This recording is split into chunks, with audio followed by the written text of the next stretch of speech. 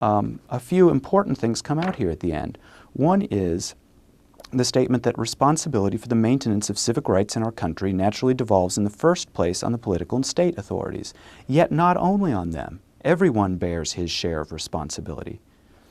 And it's this notion that everyone is responsible for the state of affairs. It's not just the regime that's oppressing us. We somehow share in this. Havel points out in his famous essay, The Power of the Powerless, that the system actually lives inside each individual, and each individual makes up the system, and that we are co-responsible for our fate. And that, I think, is a very important sentiment.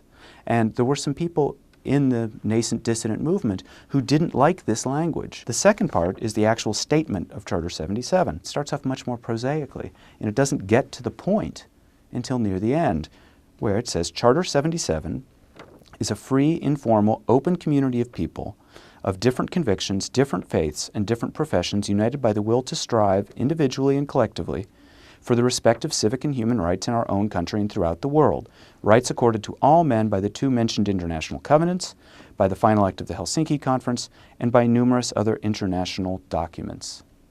And it's the first part of this that I think is the most interesting and telling.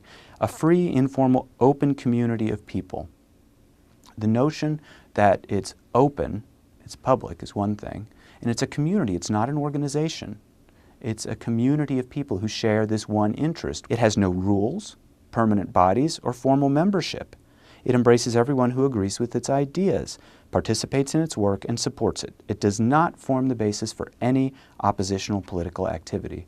They are expressly stating that this is going to be a fluid organization by saying, we believe that Charter 77 will help to enable all the citizens of Czechoslovakia to work and live as free human beings, which is a nice way, I think, to wrap up what they were trying to say.